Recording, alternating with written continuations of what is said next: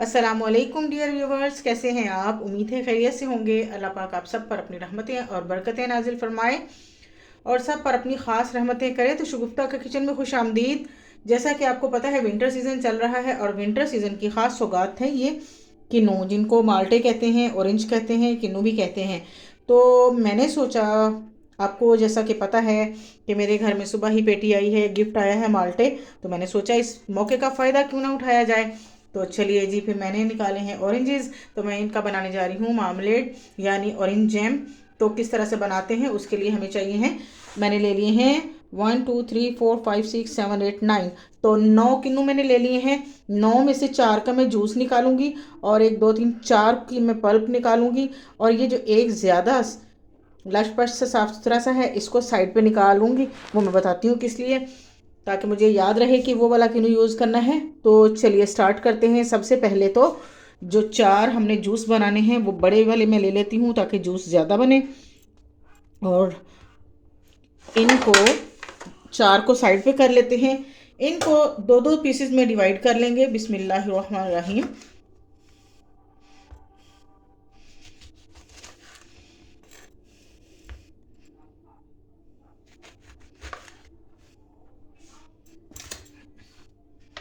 तो इस तरह से दो दो पार्ट्स में इनको डिवाइड कर लेंगे और फिर इनका जूस निकालेंगे। तो मेरे पास मैनुअल जूसर भी है जिसके साथ ये माल्टे का जूस निकाला जाता है, लेकिन वो इस वक्त पड़ा हुआ है अपर पोर्शन में, तो मैं नहीं जा रही, शाम का टाइम है। तो मैं आसान वाला काम करूँगी जिसके साथ आपको भी आसानी हो। तो ऐसा करते हैं कि इसको हाथ से ही निकाल लेते हैं। तो मैंने क्या किया है, एक अपना सॉस पैन ले लिया जिसके ऊपर इजीली ये स्ट्रेनर पूरा आ रहा है। ये इसके अलावा किसी और के ऊपर टिक ही नहीं रहा था, तो मैंने यही ले लिया। तो चलिए जी स्टार्ट करते हैं। तो इस स्ट्रेनर में यूं करके मैं जूस निकालूंगी तो बीज ऊपर ही रह जाएंगे। तो इसी तरह से करके सारा जूस हम निकाल लेते हैं। तो ये देखिए, इस तरह से करते हुए मैं सारे माल्टे जो हैं इनका जूस निकाल लूँगी। लेकिन आप सोच रहे होंगे कि आधा आधा माल्टा तो मैंने छोड़ दिया। आप समझ लें कि मैंने यहाँ इसमें बीज निकाले हैं और बाकी का प्रोसेस मैं बताती हूँ कि आपका पल्प कैसे जाएगा। इसके लिए आपको मलमल के कपड़े की या किसी भी चीज़ की ज़रूरत नहीं पड़ेगी। तो मैं आपको आसान वाला काम बताती हूँ अभी कि हम इसका पल्प कैसे निकालेंगे। अगर मैं ज़्यादा ज़ोर से निकालती तो ये जूस के साथ पल्प जो है ना स्ट्रेनर में रह जाना था। तो पल्प बचाने के लिए मैंने ऐसा किया है। तो ये देखिए, इस तरह से बीज है और हल्का सा पल्प है।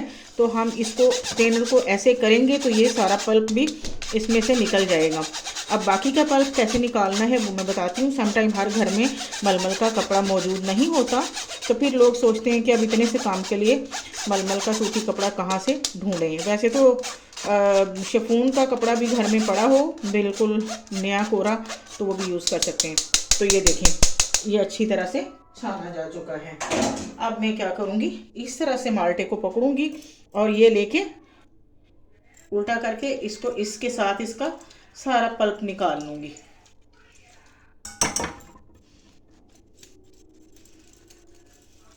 तो ये देखें, है ना आसान काम। इसी तरह से सारे ऑरेंजेस का हम पल्प निकाल लेंगे। और अगर कोई एक आध बीज हमारा चला भी जाएगा इसमें, तो वो हम क्या करेंगे, चम्मच की मदद से निकाल लेंगे। ये देखें, हमारा सारा पल्प इसमें जा रहा है। तो ये देखें, मैंने क्या किया है, जो पल्प की टुकड़ियाँ गिर गई थी नीचे जूस के अंदर निकालते हुए उसके साथ विस्क के साथ, तो वो मैंने चम्मच से इंतहाई आराम से यहाँ निकाल के तो इस तरह से इसको मसल लिया है। तो अच्छे तरह से इसका जूस निकल गया। तो ये देखिए फ्रेंड्स, इस तरह से ये जूस निकल चुका है। लेकिन ये जूस बहुत कम है, तो मैं बाकी के 3 माल्टे बल्कि 4 माल्टे जो हैं इनका भी जूस निकालूंगी और 1 माल्टे का पल्प शामिल करूंगी।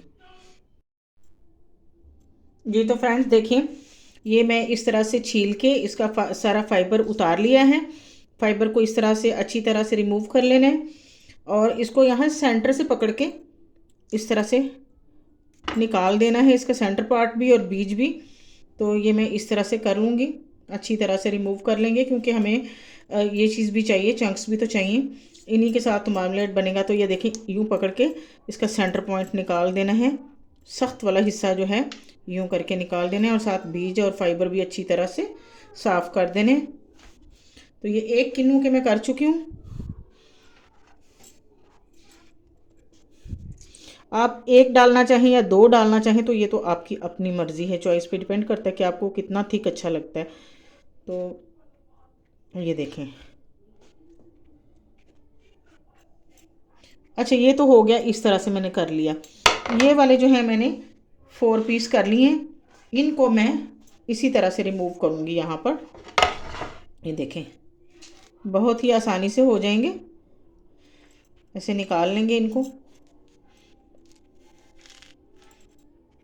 ये हमें बेसिकली चाहिए छिलका, इस वजह से हम इसको इस तरह से निकालेंगे।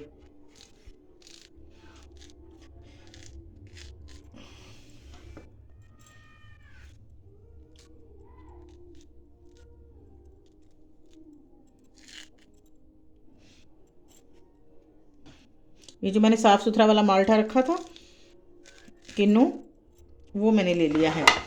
तो इसको भी मैं साफ़ करके फ़ाइबर में शामिल कर लूँगी। तो इस तरह से हमारे 2 माल्टों का फ़ाइबर जाएगा इसके अंदर। तो अब इसको क्या करेंगे, या छुरी की मदद से तो या चम्मच की मदद से ऐसे करके इसका ये वाइट पार्ट हटा लेंगे, अच्छी तरह रिमूव करना है, इसको निकाल देना है। ऐसे करने से ये देखें, साबूदाने की तरह इसकी स्किन नज़र आएगी, जैसे साबूदाना होता है ना। तो ये हमें इस तरह से रिमूव करना है। इस तरह से रिमूव करके हम इसको जूलियन की तरह काट लेंगे, जैसे हम अदरक काटते हैं, जूलियन अदरक। ये देखें, ये ज़रा ना प्यार वाला एहतियात वाला काम है, आराम आराम से करना पड़ता है। तो मैं आपको एक करके दिखाऊंगी, बाकी जो है वो इसी तरह आपने कर लेने। एक ही माल्टा हमने, एक ही माल्टे के छिलके ये डालने हैं यहाँ पर। तो टाइम की बचत करते हुए, सब लोग कह रहे हैं जी मेरी वीडियोस लंबी हो जाती हैं तो मसला होता है देखने में, तो इस वजह से फिर मैं इनको इस तरह से लंबा लंबा काट लूँगी। अगर आपको लंबा पसंद नहीं है तो आप छोटा भी काट सकते हैं इसको।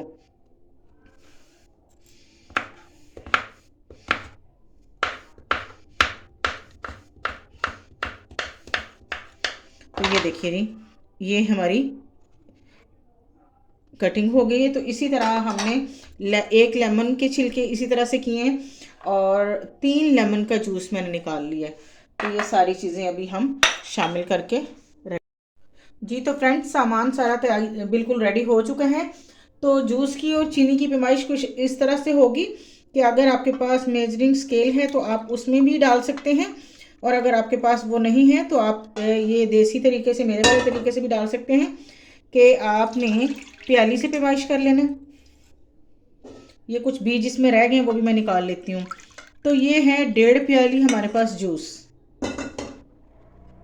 पल्प समेत जी। तो जूस हमारा था 1.5 प्याली, 1.5।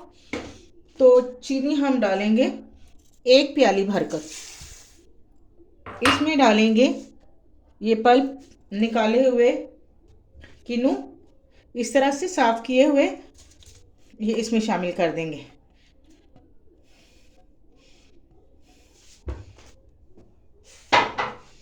उसके साथ ये लेमन जूस है, लेमन जूस के साथ ही ये हमारे जूलियन कटिंग जो है, लेमन और इसके ऑरेंजेस के पील्स। अब इसको हम इस तरह से मिक्स करेंगे अच्छी तरह। अभी मैंने फ्लेम ऑन नहीं किया है, तो अभी मैं चूल्हे पे रख के फ्लेम ऑन करती हूँ। ये 1-2 बीज जो हैं इसमें रह गए, ये मैं चम्मच से निकालती हूँ। और 1 प्याली पानी भी डाल दूँगी ताकि ये हमारी शुगर और ये सारा कुछ जो है ये अच्छी तरह डिज़ोल्व भी हो जाए और पक भी जाए और हमारा ये ज़बरदस्त सा मार्मलेड रेडी हो जाए। तो मैं इस फ्लेम को ऑन करती हूँ। तो लीजिए फ्रेंड्स, देखिए फ्लेम ऑन कर चुकी हूँ और इस तरह इसको मुसलसल हिलाते रहना है और मीडियम फ्लेम पर इसको पकाना है, ना ज़्यादा फुल पे और ना ज़्यादा लो पे, ताकि ये हमारी चंक्स अच्छी तरह गल जाए और हमारी चीनी भी अच्छे से डिज़ोल्व हो जाए और बहुत ज़बरदस्त हमारा ये ऑरेंज जैम मार्मलेड रेडी हो जाए। देखिए फ्रेंड्स, ये बॉइलिंग स्टेज पे आ गया है। यहाँ पर इसकी आंच कम कर देनी है, तो इससे परेशान नहीं होना, ये आहिस्ता आहिस्ता खुद ही सेट होता जाएगा। और इसका अपना रियल कलर कितना ज़बरदस्त आया है माशाल्लाह से, ऑरेंजेस जो थे वो काफ़ी ऑरेंज शेड के थे, बहुत प्यारे से थे और इसका इंशाल्लाह कलर बहुत अच्छा बनेगा। तो ऐसे इसको स्टर करते हुए पकाना है। तो फ्रेंड्स देखें कितना अच्छा से बॉइलिंग हो रही है इसकी। इसको अभी क्या करेंगे कि थोड़ी देर के लिए ढक्कन लगा देंगे ताकि इसका पल्प और इसके छिलके जो हमने डाले हैं इसके अंदर पील्स वो अच्छी तरह से गल जाएं। तो हल्की आंच करके थोड़ी देर के लिए ढक्कन लगा देंगे। लीजिए जनाब, तो देखिए पक पक के ये इतना रह गया है और अभी भी इस तरह का है। अभी पूरा नहीं पका है क्योंकि पकाते हुए पता चल जाता है, लेकिन जब ये पकने के करीब होगा तो फिर इंशाल्लाह मैं आपको इसकी पहचान बता दूंगी कि कितने कैसा हो जाए तो ये पक जाता है। तो मैंने ढक्कन लगाया था तो ये इसका उबाल ज़्यादा आ गया, फिर मैंने ढक्कन उतार दिया और आंच कम कर दी। इसी तरह आप लोगों ने भी परेशान नहीं होना ढक्कन लगाने में, अगर उबाल आने लगे तो आंच कम ही रखनी है क्योंकि ढकेंगे तो उबाल लाजमी आएगा। तो ये इस तरह से स्टर करते हुए साइडें जो है ना इसकी साथ ही रिमूव करते रहना है क्योंकि इसमें चीनी है। अगर आप साइडें रिमूव नहीं करेंगे तो वो साइडों पे आके जम जाएगा और उससे जैम में एक अजीब सी स्मेल पैदा हो जाएगी। तो इन चीज़ों का ये छोटी छोटी टिप्स एंड ट्रिक्स होती हैं जो बहुत ज़्यादा ज़रूरी होती हैं। तो लीजिए अब इसको मज़ीद पकने देते हैं। जी तो फ्रेंड्स ये देखें, ये मुझे लग रहा है तकरीबन होने के करीब है, लेकिन इसको अभी हम चेक करेंगे क्योंकि इसने थिक तो होना नहीं है, ये ठंडा होने के बाद थिक होता है तो ट्रांसपेरेंट सही होता है, ये इसी तरह से नज़र आता है। तो देखने में ऐसे ही लगता है जैसे जूस है। तो इसको हम चेक कैसे करेंगे, हम एक प्लेट ले लेंगे कोई सी भी, तो उसके अंदर इसको हम यहाँ पे यूँ डाल के थोड़ी देर के लिए रख देंगे। फिर इसको देखेंगे कि ये जमता है या नहीं। 1-2 सेकंड के लिए इसको रख देंगे, फिर इसको चेक करेंगे। तो इसलिए मैंने ये मुझे अभी क्योंकि इसका जूस काफ़ी कम हो गया है तो मैंने इसका फ्लेम बिल्कुल कम कर दिया ताकि ये ज़्यादा गाढ़ा ना हो जाए। तो इसको अभी चेक करते हैं, तो देखते हैं ये मूव करता है। तो ये मूव कर रहा है तो ये अभी सही तरह से बना नहीं है।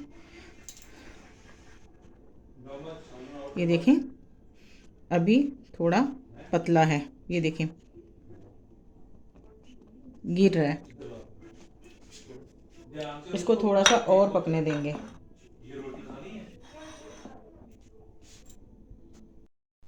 तो फ्रेंड्स ये मैंने डाल के 2-3 सेकंड के लिए रखा है। तो इसमें हम यूं करके देखेंगे तो ये अभी भी जुड़ रहा है। देखें आपस में कंबाइन हो गया, तो इसका मतलब है ये अभी नहीं हुआ। तो इसको थोड़ा और होने देंगे।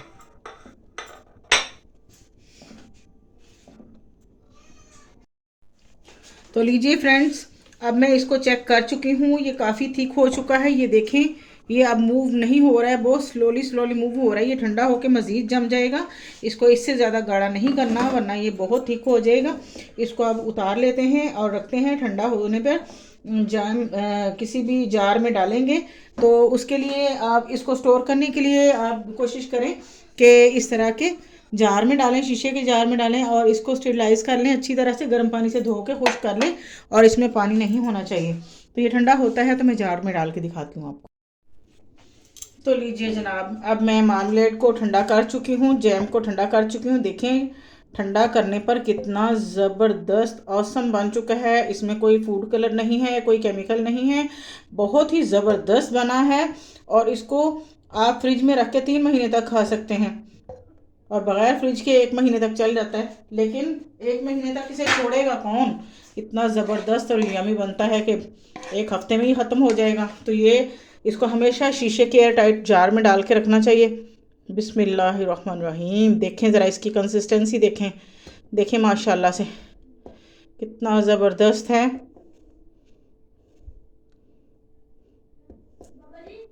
इसमें कोई आर्टिफिशियल चीज़ नहीं है। इतना ये माशाल्लाह से विंटर सीज़न है, माल्टा ये किन्नू बाज़ार में अवेलेबल है और सस्ता भी है। इसको बनाकर बच्चों के लिए रखें, खुद खाएं। इसके और भी काफ़ी चीज़ें बनती हैं, इंशाल्लाह मैं कोशिश करूँगी कि साथ साथ इसकी रेसिपीज़ और भी बना सकूँ। तो आज तो फ़िलहाल इस पे इसको ट्राई करिएगा और मुझे बताइएगा कि आप लोगों का कैसा बना। वीडियो अच्छी लगे तो लाइक एंड शेयर कीजिएगा, दुआओं में मुझे याद रखिएगा। अगर मेरे चैनल पर नए हैं तो सब्सक्राइब भी कर दीजिए और बेल आइकॉन को प्रेस कर दीजिएगा ताकि मेरी हर आने वाली वीडियो का नोटिफिकेशन आप तक पहुंच सके। तो प्यारे दोस्तों, मेरी जो भी गलतियां मिस्टेक्स मैं कर जाती हूँ बोलने में या किसी भी तरह से, तो ये फितरी अमल है, हम इंसान हैं, हमसे गलतियां होती हैं, तो मुझे माफ़ कर दीजिए। तो इग्नोर कर दिया करें, माफ़ कर दिया करें। तो चलिए जी, अब इसका कैप लगाते हैं। तो देखिए माशाल्लाह अल्हम्दुलिल्लाह, अल्लाह पाक का जितना शुक्र अदा करें कम है कि उसने हमें इतने जायके दिए, इतनी नेमतें दी। कैसा ज़बरदस्त मामलेट बन के तैयार हो चुका है। तो दुआ में मुझे याद रखिएगा। इजाज़त दीजिए, अल्लाह हाफिज़। फिर हाजिर हो जाऊँगी एक नई रेसिपी के साथ। तब तक के लिए इजाज़त, अल्लाह हाफिज़।